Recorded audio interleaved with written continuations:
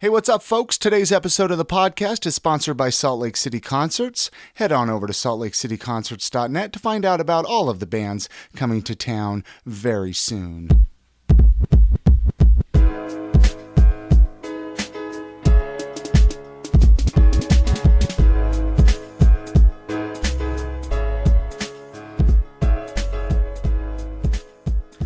Hey, what's up, Salt Lake City? Welcome to episode 41 of the I Am Salt Lake podcast. My name is Chris Hollifield. I am your host. I am your guide from episode to episode as I lead you on that journey through our beautiful city, introducing you to locals, professionals, musicians, just everyday people that are making me happy and proud to call this beautiful city home. So thank you for joining me. Of course, if this is your first time listening in, thank you very much. Catch me online at iamsaltlake.com. That's where you can listen to all the past episodes. You can subscribe to the podcast on iTunes, Stitcher Radio, the Miro community. All the links are right there at iamsaltlake.com. So also give me a call on the voicemail, 385-202-5926. Tell me what you think of the show. Tell me what you think of this awesome city. Thank you very much for joining me. I want to tell you really quickly about a really cool podcast here in Salt Lake City called The Landan Show. If you remember, I sat down and I interviewed them in episode 33 of the I Am Salt Lake podcast. Well, this past Monday evening, I was able to go over to their podcast studios, and we sat down, and I was able to be part of a guest of their episode 17. We talked about the podcast, talked about podcasting, and just had a really good time. Go ahead and check that out at thelandanshow.com. Subscribe to their podcast and join in on the fun. It's really cool to see the podcast community just kind of blossoming here in the Salt Lake City, Utah area. It's cool to see the interest in all of that growing. So if you do a podcast, I'd love to find out about you and kind of collaborate with you and maybe even bring you on as a guest. Well, I know I'd love to bring you on as a guest on the and find out your story and share your story with the rest of the community. Drop me an email, iamsaltlake@gmail.com, or give me a call on the voicemail, 385-202-5926. Anyways, I'm going to jump right in. This episode's guest, I was able to sit down with Jarom and Thomas over at Exigent Records. They're a local Salt Lake City record label. Found out kind of about them, how they took over the label, what they're doing with the label. Found out about Crucial Fest. Just kind of found out about all the awesome stuff that they're doing with the Salt Lake City music scene. So I'm going to jump right into that conversation now. Let me know what you think of the podcast. Let me know what you think of the conversation. Thanks for joining in on the I Am Salt Lake podcast.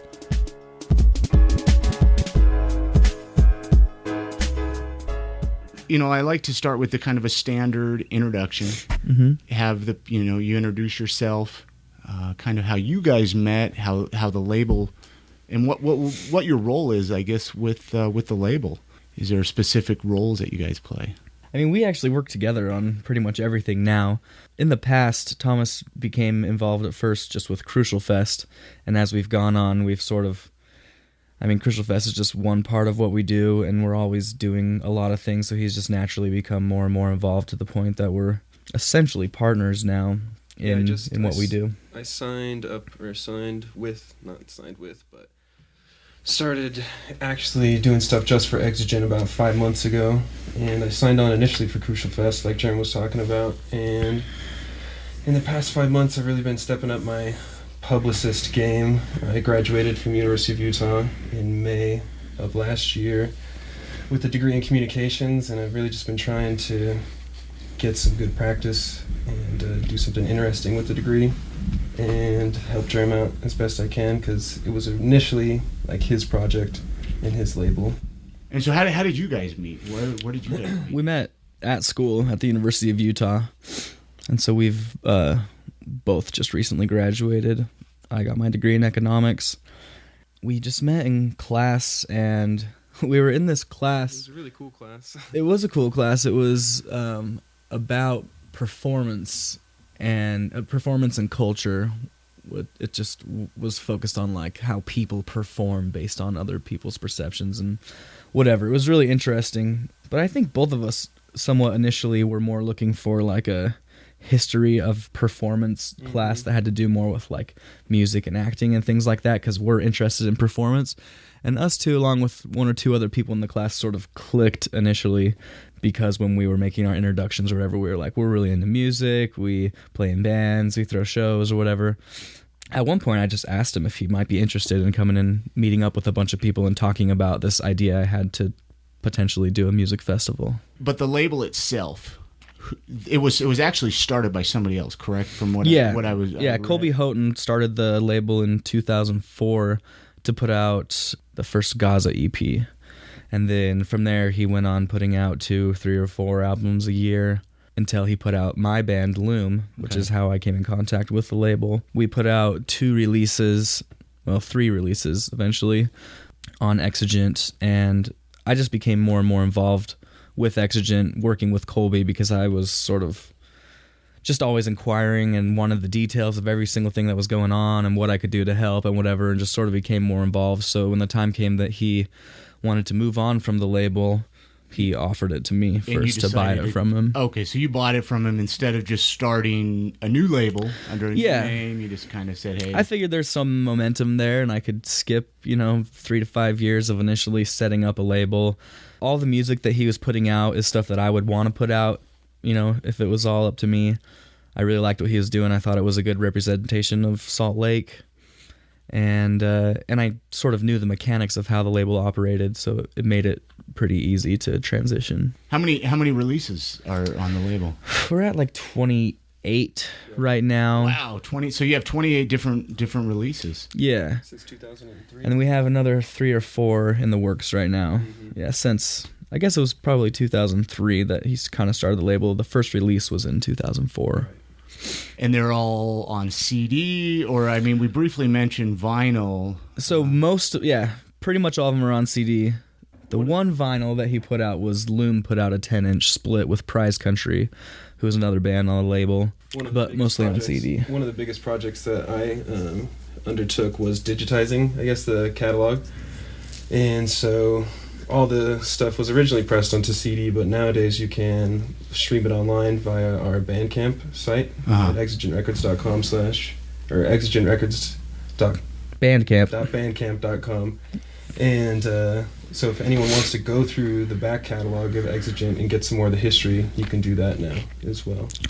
We're also putting a few things out strictly digitally now, just to sort of test the waters with that. So we have the Worst Friends album that we just put out, which is me and Mike from Loom just doing a 2-piece sort of experimental project, and that's only available digitally. We burn CDs and give them out at shows, but just trying to test the waters with going to digital, because it makes a lot more sense when you're not sinking in thousands of dollars into a band to print, and then that band's going to break up in 2 weeks, because that's one thing that Salt Lake bands tend to do.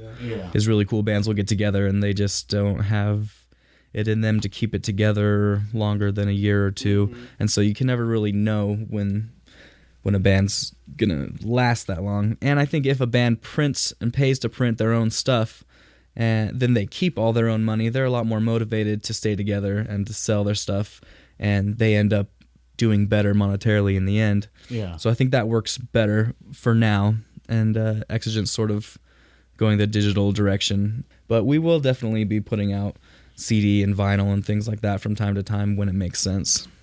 What's been the most challenging thing about running a record label, you think?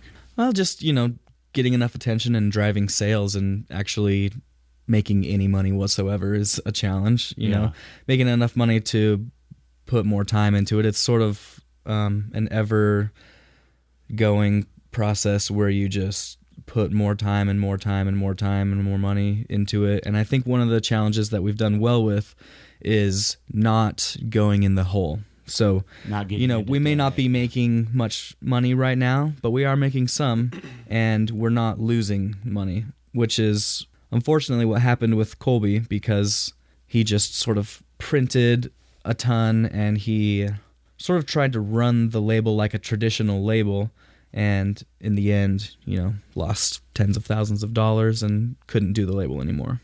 So, is this your full-time job then, or no? You guys. No, it's not my full-time job. Do you hope it to be one day? Yeah, that would be nice, you know? I mean, it's everybody's dream to do their passion. It's my main, as far as what I put work into, I put more work into this than I do anything else. And that's what it should be. Yeah. I'm just working temp jobs, and then I do estate sales, and it's part-time here and there kind of thing. So I'm really pushing to make this my full-time job. However, I'm always looking for something to really bring in the money so that I can put the money into this, So do the bands contact you guys if they're interested in doing a release, or how? Explain that process. Most of the time. It's always through friends, people that bands that know bands, and people you're familiar with. When bands cold contact me and just sort of are like, here, check out my band, they don't really know who I am or what I'm doing with Exigent, and 9 times out of 10, that band's not any good either. They're just sort of, trying to find a label, whatever, and I think we've all been there in the past, but it's more of a network type of thing. It's more of people I know, people that I'm friends with, bands that I've played with in the past and I really like. They'll put out a new album and I might talk to them about it or whatever. So the band might put out a new album like on their own, and then you're like, okay, I want to do that, do a release for you. Yeah. Okay. I mean, most of the time the band's putting something out regardless of whether I'm doing it for them or not. And when they are, they'll send me the unmixed tracks and stuff like that, and I'll listen to it. And if I like the music and I like the people, then we'll talk about putting it out. And you mentioned that you were in Loom. Do you play in bands now, or? I'm not. Well, I'm in one project currently. Wouldn't quite call it a band yet, but I was never in Loom. Jarom was the drummer for Loom. So I started the band Loom with Mike and John and Kim Pack, who played violin, and we were together for about 3.5 years. And then at that time, I left the band to finish my degree, and Kim also left the band. She still plays with them from time to time, though. Okay. And so, yeah. But neither one of you are in bands now. Well, I'm in Worst Friends, which is me and Mike Kundick from Loom, and then Elliot Seacrest plays bass. And I know Elliot. You know Elliot. And actually, I was reading an interview. You mentioned Blake Donner. Me and Blake Donner, I mean, but we've been friends. I mean, since probably 15. Well, it would be 15, 20 years now. But right. But yeah, Elliot Seacrest. I know Elliot Seacrest. Yeah. So I spent some time. I'm an old Utah County kid. Okay. So I went to UVU or UVSC for 1 year. Okay. I was originally in Logan, and a little group of us moved down there and sort of really clicked with the whole Provo hardcore scene that was going on down there with Parallax and all those bands. And I think that's kind of the spot that lit a fire under my ass as far as music goes. I think that was a really passionate time. And it's where a lot of Exigent's first releases came from too, was out of Provo and not out of Salt Lake initially, right? Did you guys do a Parallax release? No, we didn't. Okay. They put out mediums and messages, and no, we didn't do any Parallax. But like God's Revolver had Elliot and Trey, who had played in Parallax, and there's a lot of crossover and stuff.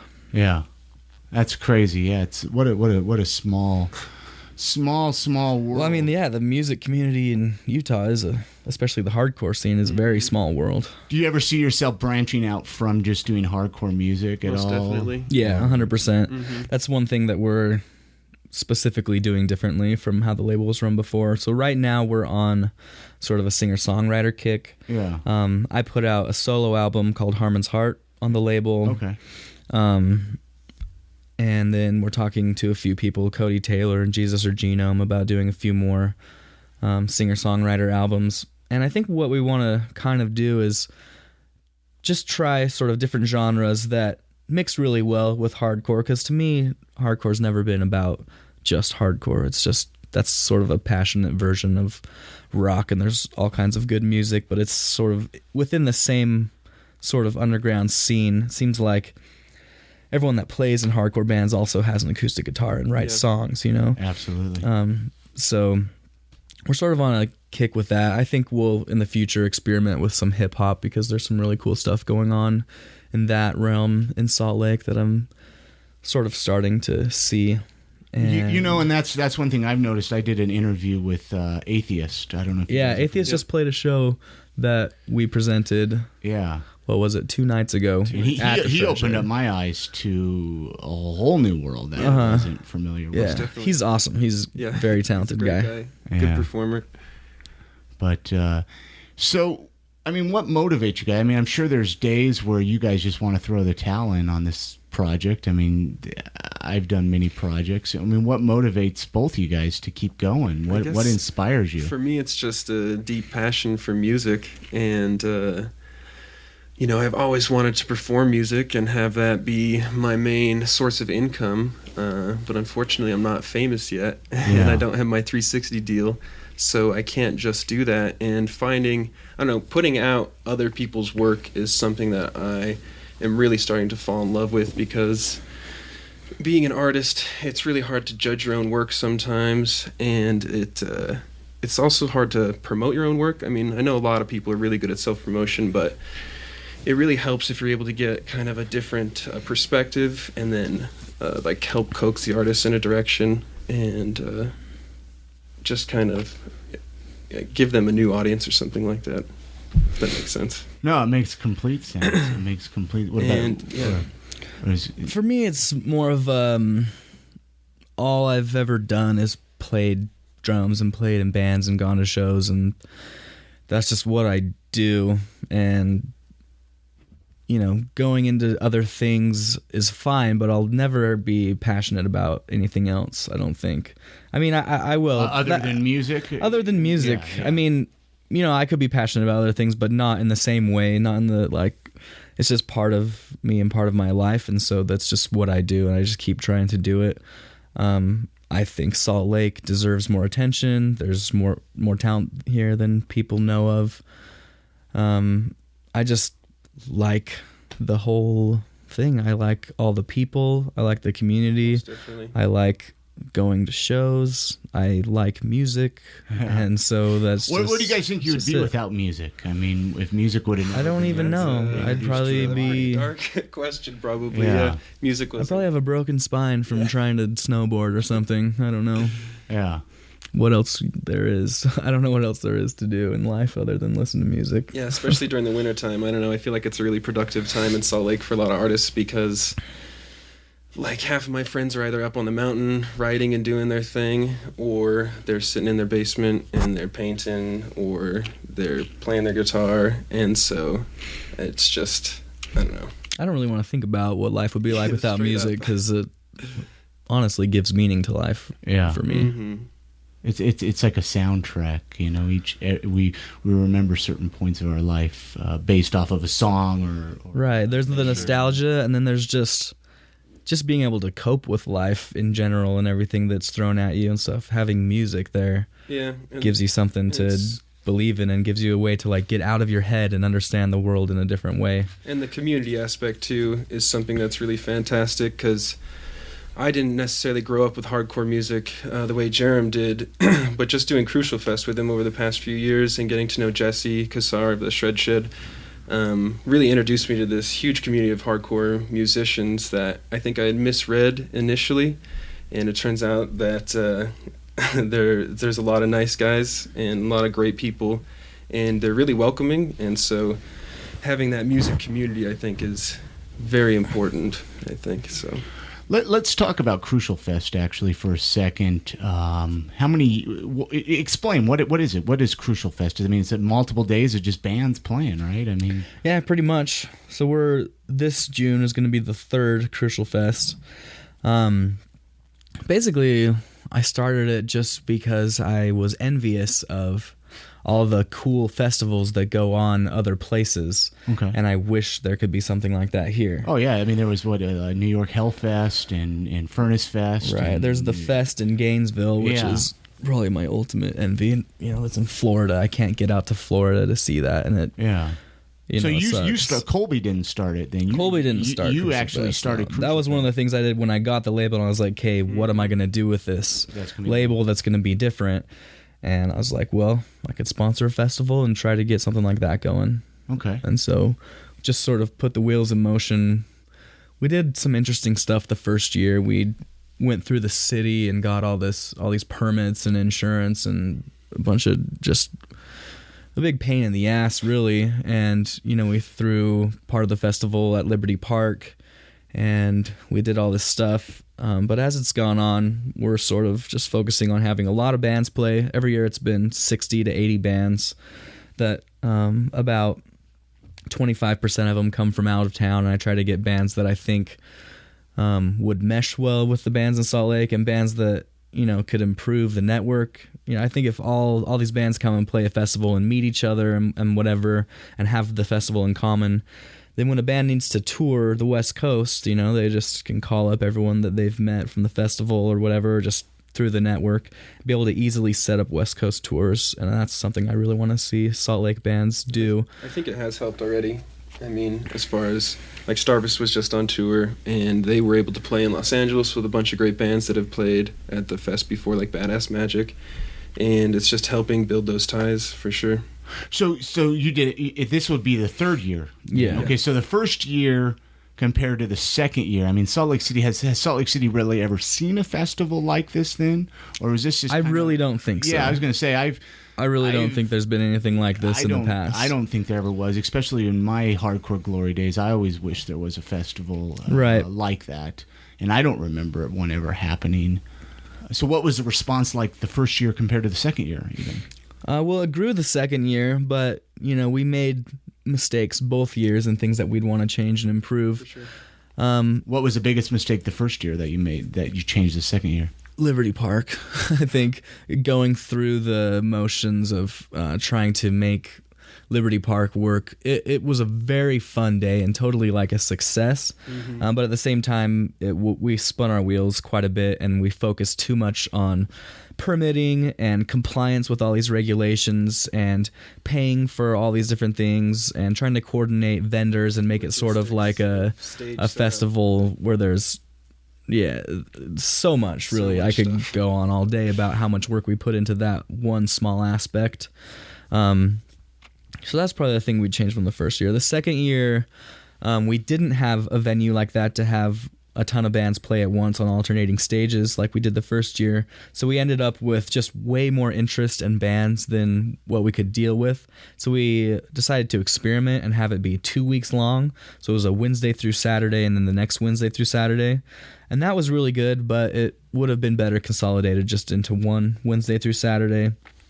Also, the first year we're always going to be like a predominantly hardcore, loud rock and roll sort of festival. But the first year we really had, some hip hop, a lot of singer-songwriter, so some indie bands and whatever. The second year I kind of wanted to just try it out and just be specifically a loud band festival. And that worked really well too. But this year I think we're going to go back to having it be predominantly loud music, but have a good representation of all the other cool things that are going on in Salt Lake, like the hip-hop scene and the singer-songwriter crowd. And did people did you find any people traveled here from out of state to come to it at all? I mean, did you find that it actually... There was a handful. There's 5 to 10 people that did. It was probably kind of tough when you did it multiple weeks like that, Wednesday through Saturday. Yep, that was one problem. And then people had to pick what week they came. Yeah. A lot of people that have ties in Utah come back to town for that. Yeah. So that's mostly what I found for people coming into town. What were some of the bands that played? I mean, So last year we had a lot of really good bands. We had some cool bands from out of town. From Portland, we had Norska and White Orange. We had Black Elk from San Diego. Author and Punisher also from San Diego. So we had like some pretty cool out of town representation. Then we just had, all the staples, all the bands that we like from here. I mean, there's 80 bands. Loom played, Dunn played. Who else played, Thomas? You tell me, man. I can't even think of it. So with that many bands, I mean, there had to be, loading in, loading out, setting up. Did you have multiple stages going? Or? So what we did for, what the main program is what we'll do this year is we have a Wednesday through Saturday. Okay. Wednesday we're gonna have an all ages show and a bar show. Thursday, all ages show and a bar show. Friday and Saturday this year, what we're shooting for and trying to line up is to have the area where the Shred Shed is, Exchange Place. There's the Green Pig, there's Empty Space, there's the Circle Lounge, there's Up Rock, there's Jackalope. There's all these places where we could potentially have music going on. And so what we want to do is have a sort of an all access pass people can get and have all day Friday and Saturday bands going on all these places. So within a block radius, people can go and walk around to the different venues, get a drink, go to the all ages venue, do whatever you want, and see all the bands that you want. So sort of have a lot going on at once. Shine a light on that part of downtown, which I really think has started to just turn into a really interesting community. I mean, you got the Shred Shed and the Heavy Metal Shop right next door to one another. Then you got a bunch of great bars and then a few good places to eat, and it's just a nice place to go hang out. Yeah. Downtown. And you guys are probably already in the process of setting it all up, getting bands organized, and I mean, is this a year-round kind of process? It's a year-round with 6 months of the year being heavily dominated, by Crucial Fest, everything that we do. Do you find that you can enjoy the music, though? I mean, when you're that heavily involved with trying to make I don't think I would do it if I couldn't. If I couldn't sit back and enjoy the music. We try to put all the work into it ahead of time, so when it comes down to it, we're doing simple things, but we have help. We have people that are stage managing. We have people that are running the door. We have people, that are doing media and taking pictures and everything. And we're all pretty organized. So at the point that the festival actually starts, we don't have much left to really do other than make sure it runs smoothly. And have fun watching. And have fun. Yeah. If it wasn't fun, we would definitely not do it. Excellent. And people could find out about that. Is that on the label's website? Any information about that? We just redesigned exigentrecords.com. Okay. And so in the coming weeks, in the next 2 weeks to a month, we'll have our new Crucial Fest website up as well. But there is initial information about Crucial Fest on exigentrecords.com. Okay. There's a tab about Crucial Fest. And are you still taking bands if a band's listening that wants to maybe possibly play it? We're still looking for bands. We have, we haven't confirmed anybody yet. We have a list of 30 or so bands that want to play that some will be able to and some won't, but we definitely want people to go on there. There's our contact information on our website. People are welcome to hit me up in an email. My email's listed there to talk about Crucial Fest. Back to the Salt Lake City music scene. What is one thing you would change about Salt Lake City's music scene if you could change something? I would take all the individual scenes that don't amount to much on their own and bring them all together and make everyone know each other a little bit better. And I mean, there's all these groups of people that are all really great people. Yeah. The music they play is really great, but they just aren't in touch with each other. A lot of segregation. A lot of segregation, and it's just something that automatically happens. It's not like people don't like each other. It's not like people don't like each other's music. It's just sort of happens to unfold that way, where there's a lot of division and people that just go to one kind of show. I would definitely change that, and then I would change the bands in Utah and somehow force them to be a little bit more motivated and stay together longer and do small West Coast tours or whatever they need to do to sort of get their music out there, because there's so much music here that's really amazing. So many talented people here, but I just sometimes feel like the motivation's not there. Yeah. I think for me, it comes down to like finding a space for all these different artists and people to come congregate. And so that's why I got really excited when the Shred Shed, when Jesse was putting that whole thing together, because I think it's about having that common space for everyone to just be like, well, what are we doing tonight? I think, well, let's go hang out at the Shred Shed, see what's going on, and try and break that barrier of saying, all right, well, this is just a hardcore venue, or this is just a whatever venue, this is just an indie venue. And I think, venues like Kilby Court have done a really good job about bringing people to a space and having them hang out and congregate for a minute and get to know each other. And so I would like to see more of that happening in Salt Lake. I think it's important just to be close to I don't know, if two people are going to the same show, then they're more likely to play music together just based upon because they're so close to one another physically. Well, we listen. I mean, I know I have such a wide range of music. Mm-hmm. Where it's like one day I might listen to this, style, more rock, or this day I might, listen to my favorite hip hop album. Mm-hmm. But then I find I only go to a certain style of show. It's like, well, why not go to it all and experience it all? And it's the social thing. It's because that's, that these certain people are going to be at these certain shows. And so you go to them, at least I do, to see people I know and socialize. And that's a huge part of the whole thing about going to shows. And so, what do you think of all ages venues versus 21 and over? I know I talked to Jesse in the Shred Shed interview about that, just how important all ages are. That's pretty much what it comes down to. Why are bar shows so much more packed? Well, I wouldn't say they're more packed necessarily. I think the right shows are definitely more packed. And seems to me to be a much bigger bar show crowd, but that's because probably I'm in the bar show age bracket and that's who I know. And I feel like there's just got to be more going on in the all ages realm of Salt Lake, but it's just hidden. I think that, or it's like you said, we're not in that age category. Maybe we're not in that age category, and it's something that if you think back to the time that you were 18, 19, 20, pretty much anyone I talked to, that was a prime time for music in their lives, where they would go to shows that are just this huge group of 50 to 100 people that's at every show, really good friends. And I think that's just part of the social atmosphere of getting out of high school and, getting into the party scene and just having a lot of fun and whatever. And I feel like that still goes on in places here, but it's just hard to tap into if that's not who you are anymore. I mean, I remember there was a point in my life where it was like all I could think about was going to Kilby Court. It really wasn't so much of the band that was playing. It was more like, I got to get there on Friday night. I got to get there on Saturday because I got to see my friends. Exactly. And that's what the Shred Shed is sort of positioned to be.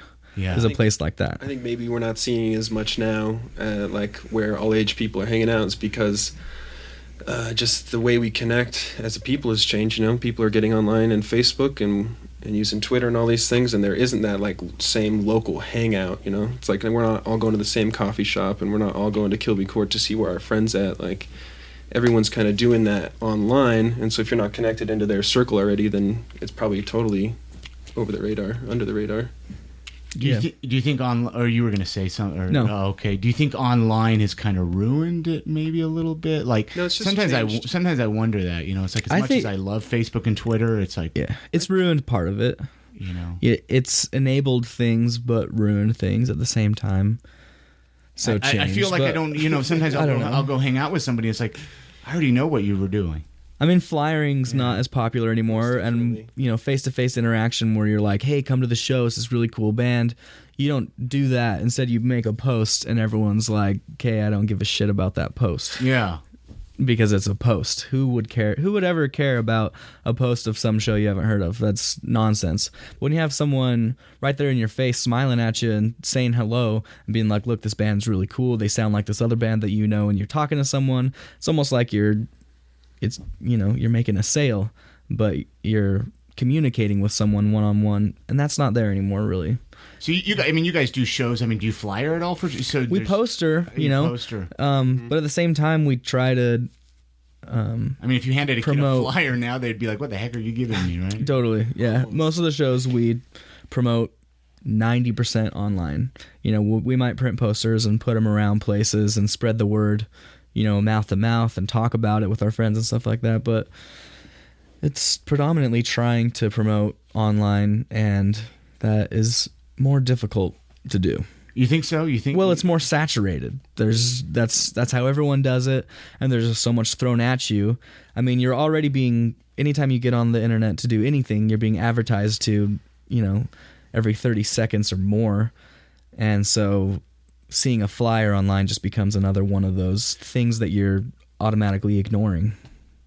But do you think like maybe it also gives at the same time a chance for somebody to be like, okay, I'll check this band's MP3 out, sample what their music's about? Well, that's nice. You can attach a link to stream some audio to any flyer or whatever, and that's nice, and that helps at times. There's definitely pros along with it's definitely helped people discover more music. I think that's what I've noticed in the past few years is a lot of like the Slug Top 5 list that came out at the end of the year. I was really surprised about because I was like, I haven't heard of any of these artists, which means that people are having a much easier time finding the music that they find meaningful, which I think is a good thing, if we're not all listening to the same 40 artists all year long. So it's definitely helped people discover new music, but I don't. But so did Napster, and they shut that down. For sure. But I don't think Facebook necessarily is getting people out to events in the same way. If anything, it's making it easier for them not to go out. Because it's a really low barrier of entry. If you say, all right, I'll join this event. I don't know. I feel like a lot of people do it to save face. They don't want to piss you off and saying well, why didn't you say you're coming to my event? And so it's like, does that really happen? I mean, do people say, well, why didn't you? Wow, I see. And I guess no. I mean, I don't think it's not like people take it that seriously. But I think a lot of people will be like, well, I want to show my support, so I'll say I'm coming to this event, and then they don't show up, and it's just yeah. Well, you can just go on Facebook and you can get your social fix. You can interact with people, and you can, never get your ass out of the house. It's true. I feel like people are a little bit maybe less active in general because of that. And I mean, I know I'm guilty of it, Well, so am I. Or we'll go to an event and instead of interacting, we spend our time on our phones. Taking pictures and tweeting. It's like, oh my gosh, I got to take a picture and post it. It goes back to the performance class that we took. It's less about the experience and more about projecting that experience to show other people that you had it. Yeah. It's more about pictures and video and posts than it is about enjoying your life. Yeah. I mean, there's a lot of times I'll go see a band and all of a sudden all these phones will be up in the air and it's like, I can't even see them play, It's like, put your phone down and let's watch the band play. It gets to be a little much, but then at the same time, the documentation is nice. Documentation is nice, and you're giving that chance for your audience to feel like they're super connected to you. If they post your photo and I don't know if you retweet it or something on Twitter, you're really getting this new kind of channel of communication with your audience, which is really interesting. And I don't think we've completely figured it out how we're supposed to use that channel yet. I don't think you can completely figure it out because as soon as you figure it out, it's on to something else. Yeah. There's a new social media platform. Yeah, I mean, pretty soon people won't even have phones anymore, and it'll just be some other weird thing going on, and I can't wait for that actually. So what other hobbies and interests, do you guys do? What other things do you guys do to keep busy? I mean, you mentioned snowboarding. Do you guys snowboard or no? Oh, okay. I was just trying to speculate on what I might do if I didn't do this, but I don't do anything else. I mean, I'm definitely big into the outdoors when it's not covered in 6 feet of snow. I definitely like going down south in Utah, and I think Utah is a really beautiful place, and that's probably why I've stuck around here for as long as I have. And but besides that, I mean, I love to make music, and so, most nights of the week I'm hanging out in my studio, either making some music on my computer or trying to write some new songs on my guitar, or maybe I'm out performing at I don't know, local restaurant or something like that. So just, being on the other side of the music business thing for a minute and being the artist is something I really enjoy doing, so. Yep, I've got a wife and 2 kids, so I'm a family man at the same time as this, and that's always my real priority in life. Is your wife pretty supportive of yeah, she's extremely supportive, more supportive than I could ever have hoped for. Yeah, Because easily. it does take over your life. Yeah, it does. I mean, and between that and being in a band, going having band practice and playing shows, and going on tour, little tours now and then, whatever, it takes a special kind of woman to put up with that. So that's nice. For sure. But between that and, working different jobs, and I'm into economics. That's what I got my degree in. And so I like reading about that kind of stuff. And I like to go over to my brother's house and play lots of board games. Nice. And Monopoly and Clue and none of those, but or more Dungeons and Dragons. More Dungeons and Dragons type, not Dungeons and Dragons, but definitely the geekier type of games for sure. Like to go in there. And I always like to ask this based off of our conversation up to this point. Share something about yourself that maybe people wouldn't expect. That's hard to do. Go ahead, Thomas. Something that an interest or kind of that hidden secret, or maybe it's so hidden and you don't. I want to get into hidden secrets at this point. I like to read about Mormon history. Hey, see, there you go. There's a lot. I love that kind of stuff. I like history in general, but I think there's Mormon histories. There's some specific stuff that's pretty interesting. I like that. I guess, I don't know, like, based upon our conversation so far, it's, I helped to run this quote-unquote hardcore label, but I'm actually into a lot of really mellow music at times, and definitely I'm really interested in what's happening with electronic dance music at this moment in time. And there's something I wouldn't expect. He's into some funky shit, too. I'll spend a lot of time online just looking at how electronic music, the barrier for being a musician nowadays is so low that if you have a computer, then you can pretty much be making music wherever you're at. And so I'm really interested in seeing like what's going on in all these different local communities around the globe, pretty much, like in Latin America and Brazil specifically. There's like this kind of like just something going on with electronic music that's it's becoming more of a endemic to their cultures and referencing their old rhythms and all those old things, and it's kind of like just folk music, but it's being made with a computer, and so that's something I spent a lot of time researching recently and getting into. What's your favorite thing about living in Salt Lake?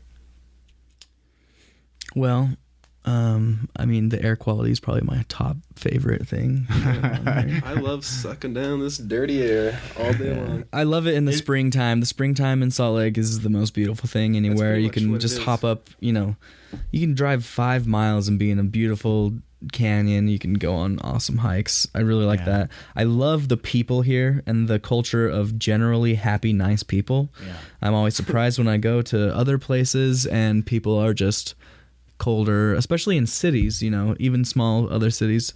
Cities tend to be the places where people, put their head down and walk straight and don't really look at people and say hi. But I feel comfortable talking to anyone on the street here, not even in the music community or anything. I think there's generally happy and surprisingly accepting, nice people here.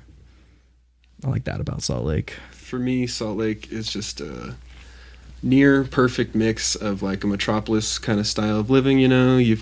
There's all sorts of great food, there's really interesting things to do.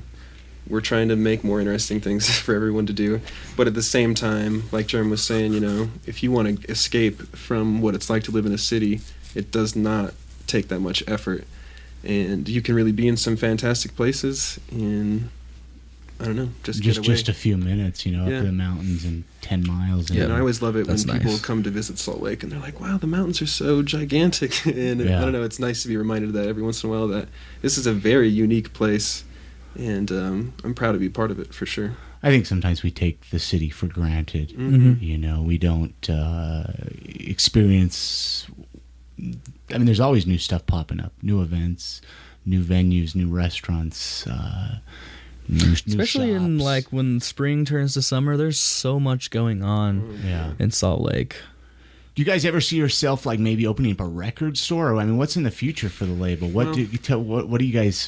Where would you like to see yourself in 5 years? I think opening up a record store right now is maybe a bad idea. Okay. I think like Gray Whale Entertainment does a really good job of being a record store where you can go in and it feels just like a regular record store, but they also have diversified enough that they're able to survive in the modern marketplace of music and media. Modern marketplace of music and media. That was a good one.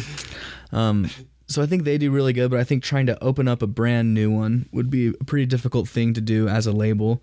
We sort of tried an experiment with the Shred Shed, where a venue sponsor at this point, and we tried sort of setting up like a little pseudo record shop that we'd have open at all the different shows. And yeah, we kind of modeled it after like pop-up shops that was happening in like San Francisco and all those really hip cities, and trying to say like one night only, we're gonna have like all of Exigent's catalog out and all these cool touring artists, and and all these shirts and things, and come check it out for that one night, and then it'll be gone the next day. Mm-hmm. And I think that is more reasonable for us to do, because the overhead of renting a store would be just a really big burden, you know. It gets expensive. And if we tried to open a record store, that would turn into the only thing we did, I think. Yeah. And that's not what we want to do. Because it's nice nowadays, like that me and Jarom are both able to work at our houses, and we don't need to have that space, and it's largely because of the internet. You know, we can stay in contact with all our artists and all these other people, and so the overhead part of the label is actually not that bad, too stressful. You know what I mean? And so what about any releases coming out? Any releases you got coming definitely out? talk about the 4 that just came out. Yeah, So we just put out there's the new Accidente that we put out. Okay. Called Headless. It's a really good follow-up to their first album they did, both on Exigent. Starvist they're not really a newer band, but they're a newer release of Exigent's. They put out Taker Mythology. Fantastic. And then I put out my solo album, Harmon's Heart, that I recorded with Terrence Halterman at Counterpoint. And then Worst Friends, me and Mike put out our release that was just us as a 2-piece. We're now a 3-piece and sort of a different band. But we just got those 4 out, and then we have a few in the works. Excellent. Yeah. Any like, I know you guys do some shows quite a bit, like at Shred Shed. Any shows coming up that you want to plug? Or definitely. In March we have the show from this out of town band from Portland called Gaytheist, and they're on Good to Die Records, and they're an extremely good band, sort of These Arms Are Snakes kind of wild rock band, but they're playing with Baby Girl and Yaktooth and Worst Friends at Urban Lounge on March 10th. And then Author and Punisher is coming and playing with Cicadas and Worst Friends at Bar Deluxe on March 28th. Okay. And Author and Punisher, if you or if anyone who's listening hasn't checked him out, he's a solo artist that builds all his equipment from scratch, and he basically makes these custom-made MIDI controllers and sound manipulation equipment. It's all electronic, but he builds his own interfaces, and it's an extremely entertaining show to see. Definitely. So I would check out Author and Punisher. That's coming up March 28th. And then, we do shows at the Shred Shed. We do sort of under Exigent Presents. We'll do our those, shows, and that's why I was curious if what you. And that's part of the way we get by with the label is by throwing shows and trying to have something else to do other than Crucial Fest. It's definitely something that I'm looking forward to doing more of, because I didn't necessarily start with the label with the idea of we're going to be doing these monthly events, but I think it is because it's kind of weird, like what record labels are supposed to do nowadays. I don't think everyone really understands, because of like the whole idea of distribution. Like record labels don't really have to deal with the distribution as much as they used to, and so it's kind of freed up a lot of time for us to see like, well, how are we going to get involved in our community, and what else can we do as a record label that makes sense. And I think one of those things is putting on events that showcase Salt Lake's local talent, and not just artists that are on the label, but just promoting more of an idea of like, let's go out and support our local music, let's be patrons of the arts, and just kind of exercise that idea. Yeah, absolutely. And you guys are on Facebook. You guys have Exigent SLC on Facebook, and then Exigent Records on. Are you guys on Twitter? Twitter. Okay. Yeah. And then at Crucial Fest as well. Yep. Crucial Fest has their own Twitter. Yeah. Huh? Yeah. Wow. And that'll start to liven up here in just a minute as we get rolling with it. Excellent. And then the website, exigentrecords.com. We should give a quick shout out to Joseph Meacham for helping us really design the website, and he was a great guy, and he put a lot of work into the website, and so just a shout out to him. Yeah. Absolutely. And I'll put all those links up on the show notes for this episode on the I Am Salt Lake website. That way people, if they're listening, if they don't catch any of that, just go to the website and then connect with you guys. And cool. I say, everybody get active. Get, like you said, let's stop the segregation. And if everybody work together, Salt Lake we want to hear from people. We're down to support any show that's going on. So on our website, we have a shows section. People can hit us up through the contact information there about shows they want us to help promote. We're all about helping promote any show that we think is worthwhile. Okay. So we will offer that for free to anyone. We'll post it on our Facebook and Twitter. We'll help people to get attention for their shows in any way that we can. So we want to be participants in that way. And we want people to feel like they're welcome to talk to us about anything, show us their recordings, let us know what they're up to, and, just start a dialogue with us at any time about anything. We're part of the music scene and we want to help out people. Mm-hmm. Absolutely. Anything else you want to add? I mean, I just want to thank you so much for coming and sitting down and talking with me. And I appreciate it. It's a great opportunity. I'm glad that you're doing this. I'm glad something like this is going on in Salt Lake. It's a good thing. Great idea. And it's only been about in the past year that I started to listen to a bunch of podcasts, but it's starting to become like a medium that I'm all about, just because you're able to zone right into whatever your little niche is. Yeah. If you happen, it's Salt Lake or it's like home recording, whatever it is, like you get right to the bottom of it, and it just makes it easy to be in the know about the things that you like. So thank you very much. You bet. I love podcasts, and I think more and more people are just finding out about them. It's true. Yeah. Let us know what we can do to help you promote the podcast too, because this is a great thing. Absolutely. All right. Well, thank you very much. And maybe, down the road we'll catch up, bring you guys back and see what you guys are up to. That'd be fantastic. Cool.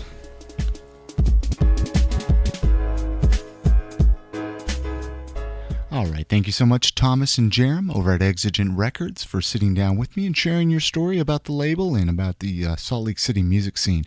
Had a really good time and learned a lot from you guys.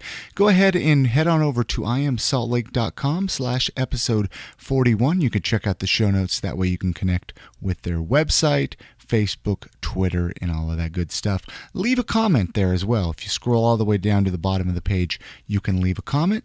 Tell me what you think of the show. Tell me what you think of the episode. Tell me what you think of Exigent Records. I'd love to hear some feedback from my listeners. Give me a call, 385-202-5926. Tell me what you think of the show. Tell me what you think of Salt Lake City. Tell me what you think of Utah. I'd love to hear back from you. Also, if you do have any events coming up, call the voicemail line as well, and I'd love to get that played on a future episode of the podcast. I'm here every Sunday and Wednesday with a new episode. Catch me online, iamsaltlake.com. I Am Salt Lake on Stitcher Radio and iTunes. I'll see you on Sunday. You guys have a great afternoon, evening, morning, whatever it is for you.